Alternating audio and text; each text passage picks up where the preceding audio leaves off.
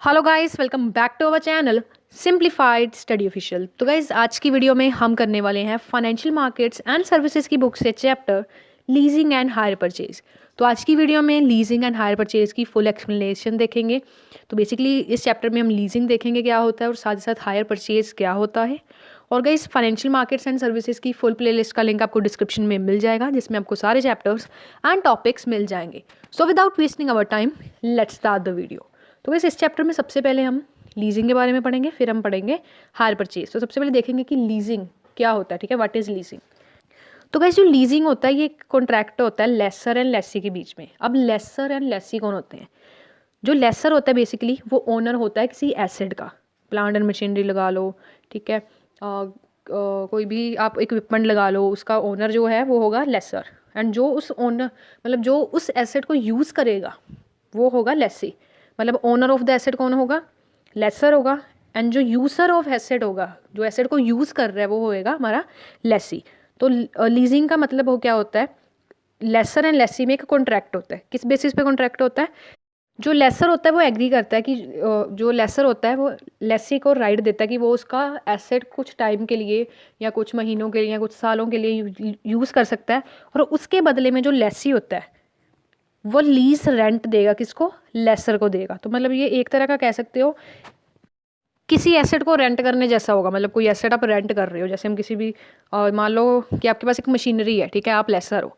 आपने क्या किया, मान लो ए पर्सन है वो लेसर है एंड बी लेसी है। ए क्या करेगा, उसके पास मशीनरी है, वो दोनों एग्रीमेंट कॉन्ट्रैक्ट करते हैं कि भाई मैं अपनी मशीनरी तुझे दे दूंगा। मतलब ए बी को दे देगा मशीनरी, 1 साल के लिए दे देगा, और उसके बेसिस पे वो क्या करेगा, लीज रेंट लेगा। ठीक है, मतलब उससे पैसा लेगा उसको यूज़ करने के लिए।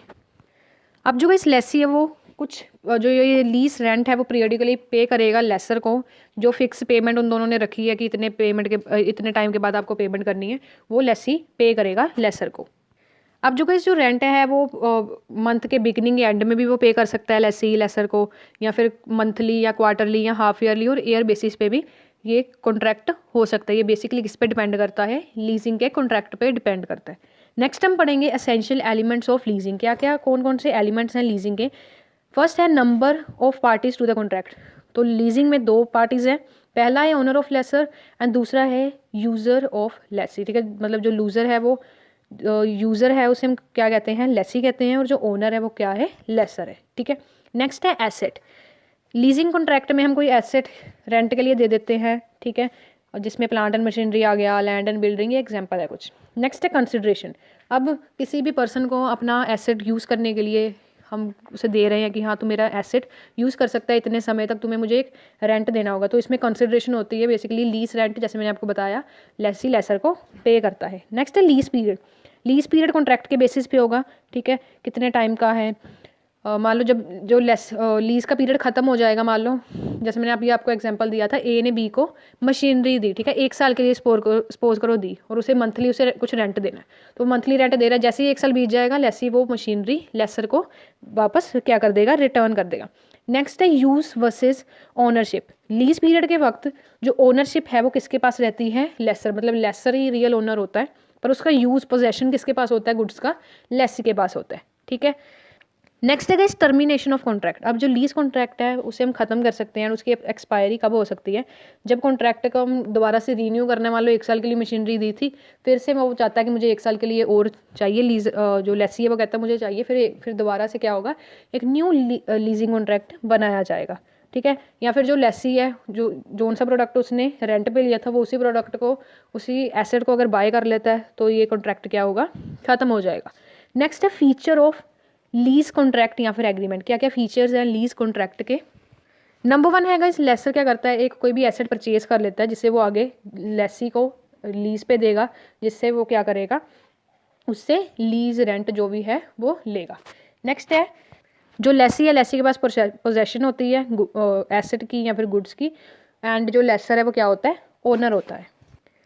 थर्ड वन इस गाइस, जो लेसी है वो एग्री करता है कि वो मतलब जितने भी टाइम पीरियड लीजिंग का जितना भी टाइम पीरियड है वो उस एसेट को मेंटेन करके रखेगा, एंड जब तक जो टाइम पीरियड है लीजिंग का वो ख़त्म नहीं होता तब तक उसको मेंटेन करके, मतलब जैसी उसकी हालत है, जैसे उसने लिया था वैसा ही वो वापस करके देगा। ठीक है, नेक्स्ट है the title to the asset remain with lessor, मतलब लेसर ही उस एसेट का क्या होता है, ओनर रहेगा, चाहे लीजिंग पीरियड चल रहा है या नहीं चल रहा है, वो लेसर ही उसका ओनर है, ठीक है। नेक्स्ट है कि जो लेसी है वो कोई भी चेंजेस वगैरह एसेट में कोई इक्विपमेंट वगैरह कुछ नहीं लगवा सकता, क्योंकि वो उसका ओनर नहीं है। जब तक वो चीज़ एसेट आपका नहीं है, आप उसके अंदर कोई भी चेंजेस नहीं कर सकते हो। जैसा आपने उसको लेसर से लिया है वैसे ही आप उस लेसर को लेसी क्या करेगा, वापस करेगा एसेट को, कोई चेंजेस वगैरह नहीं करेगा, क्योंकि लेसर ही क्या है, द रियल ओनर है उस एसेट का। अब हमने देख लिया इस फीचर लीज कॉन्ट्रैक्ट के। नेक्स्ट हम देखेंगे टाइप्स ऑफ लीजिंग, क्या क्या टाइप्स हैं लीजिंग के। दो टाइप्स हैं, नंबर वन इज़ ऑपरेटिंग और सर्विस लीज, दूसरा है फाइनेंशियल लीज, ठीक है। सबसे पहले देखेंगे ऑपरेटिंग और सर्विस लीज क्या है। तो ऑपरेटिंग एंड सर्विस लीज क्या होता है, ये एक शॉर्ट टर्म लीज पीरियड होता है। इसमें जो लीज का आपका पीरियड है वो क्या होता है, वेरी शॉर्ट टर्म का होता है, बहुत कम समय का होता है। नेक्स्ट अगर जो लीज पीरियड है वो लेस देन होता है, जो मतलब एसेट की पूरी लाइफ की, मान लो एक एसेट है उसकी जो यूज़ होने की लाइफ है 1 साल है, तो लीज कॉन्ट्रैक्ट यहाँ 8 महीने का हो सकता है, 10 महीने का हो सकता है या 11 महीने का हो सकता है, मतलब 1 साल से ज़्यादा नहीं होगा। दूसरा है जो लीज है वो कैंसिलेबल हो सकती है शॉर्ट नोटिस पे। लेसर अगर लेसी को नोटिस दे देता है कि मुझे लीजिंग का जो सारा कॉन्ट्रैक्ट है वो ख़त्म करना है, तो आराम से एक नोटिस के साथ हम कर सकते हैं।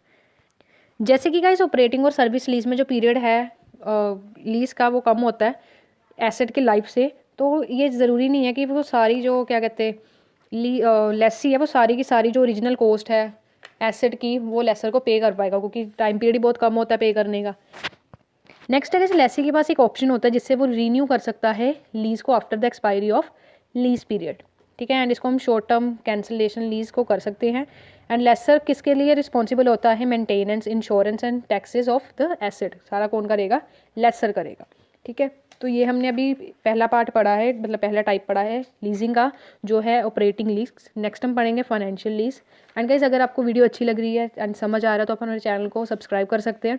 एंड गाइज आप हमारे चैनल को ज्वाइन कर सकते हैं जिसमें आपको मंथली बेसिस पे कुछ सब्सक्रिप्शन देनी होगी। एंड उस पर गाइज आपको अगर आप सिल्वर वाला लेते हैं तो उस पर आपको रॉयल्टी बैजेस मिलेंगे कमेंट्स पे। एंड अगर आप गोल्ड एंड प्लैटिनम लेते हैं तो आपको एक्सक्लूसिव वीडियोस मिलेंगी। साथ ही साथ आपको कई चैप्टर्स के इंपॉर्टेंट नोट्स मिलेंगे, आपको पीडीएफ भी प्रोवाइड की जाएगी, और गाइस साथ ही साथ आपको आपकी ऑन डिमांड वीडियो भी अपलोड की जाएगी। तो आप हमारे मंथली सब्सक्रिप्शन को ज्वाइन कर सकते हैं हमारे चैनल को। सो नेक्स्ट गाइज हम जो पार्ट पढ़ने वाले हैं वो है फाइनेंशियल लीज। तो गई जो फाइनेंशियल लीज है इसमें क्या होता है कि लेसर को पूरा जो उसका रिटर्न है, मतलब जो भी मान लो उसे एसेट जितने का भी लिया है उतना उसको अमाउंट भी मिल जाता है, और साथ ही साथ जो रिटर्न ऑन कैपिटल है उस एसेट का वो भी उसे मिल जाता है। अब जो इस फाइनेंशियल लीज होती है ये लॉन्ग पीरियड होती है, नॉन कैंसिलेबल होती है। एक बार अगर लीजिंग पीरियड स्टार्ट हो गया, ये लीजिंग कॉन्ट्रैक्ट हमने स्टार्ट कर लिया तो ये ख़त्म नहीं होगा, मतलब जब तक इसका टाइम पीरियड ख़त्म नहीं हो जाता, ठीक है। जैसे हम पहले पीछे वाले पढ़ा ऑपरेटिंग में हम कैंसिल कर सकते थे, इसमें हम कैंसिल नहीं कर सकते। तो गाइस जो फाइनेंशियल लीज है ये एक डेप्ट फाइनेंसिंग जैसे ही कह सकते हो, एक अल्टरनेटिव होता है। एंड गाइस इस टाइप्स की जो लीज है इंडिया में यूज़ होती है, जिसमें हम लैंड एंड बिल्डिंग को लीज करते हैं, मशीनरी या फिक्स इक्विपमेंट को लीज किया जाता है, ये लॉन्ग पीरियड के लिए होती है। आप गाइस देखते हैं फाइनेंशियल लीज के कुछ इंपॉर्टेंट कैरेक्टरिस्टिक्स। ये लॉन्ग पीरियड की होती है जैसे मैंने आपको बताया, एंड ये नॉन कैंसिलेबल होती है, मतलब जहाँ तक हमारी एक्सपायरी डेट लीजिंग कॉन्ट्रैक्ट की ख़त्म नहीं होती वहीं तक ये चलती जाएगी, ठीक है। एंड गाइस जो फाइनेंशियल लीज है ये प्रोवाइड करता है लेसी को एक ऑप्शन जिससे वो रीन्यू कर सकता है लीज को, ठीक है, मतलब आगे टाइम को क्या कर सकता है, बढ़ा सकता है।